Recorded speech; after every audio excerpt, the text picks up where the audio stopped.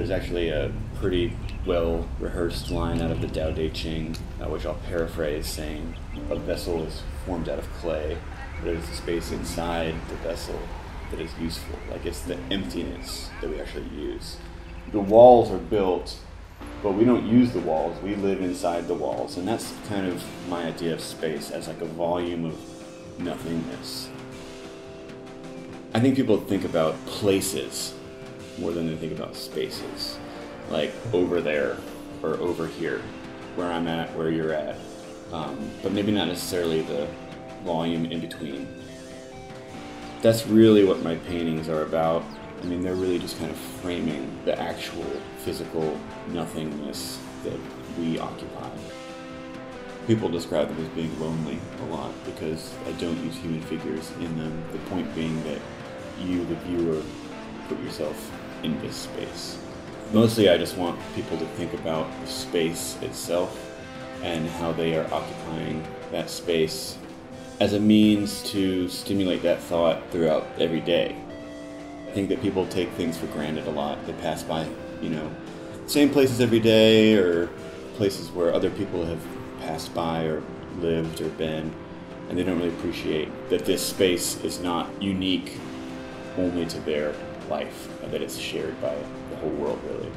I like the idea that history doesn't have to be births and deaths or great events. It can be the minuscule events. It can be that time you tripped and like all your friends saw and like laughed their asses off, It could be that time your girlfriend wanted to meet for lunch and you ended up getting dumped at the Oak City Grill or whatever, that's that place to you now. It's not that place to anybody else, but it is to you now. This was all so important to me, and all these places were so important to me while I was here, or even while I was there. But in the end, you leave it behind for someone else to have their experiences there too. Even if that building is demolished, that volume of space that it occupied isn't going anywhere.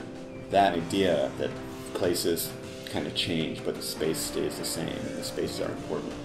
There's this overall feeling of time past and things that have happened and things that will happen, past, present, future type of thing.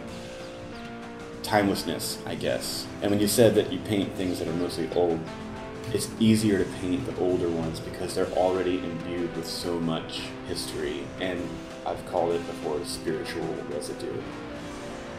I don't necessarily believe in ghosts in like Sixth Sense type of poltergeist way, but I do believe in energy, and I do believe that a place can have very positive energy, a place can have very negative energy. Things that have happened in that place can affect that energy.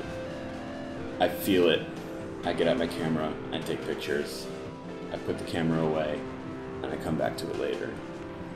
The photographs of the space represent a real documentation of a real place, and then what I do with it after, painting, drawing, collage, is more so my slightly skewed memory of that place. That place doesn't really look exactly like that. It's just kind of how I remember it.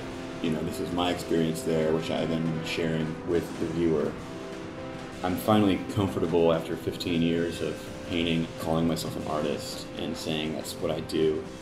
I'm working on creating a language that other people can understand in order to maybe understand the way that I see things, so that if only by comparison or contrast, they can see their world in a different way. I think that's what a job of an artist is.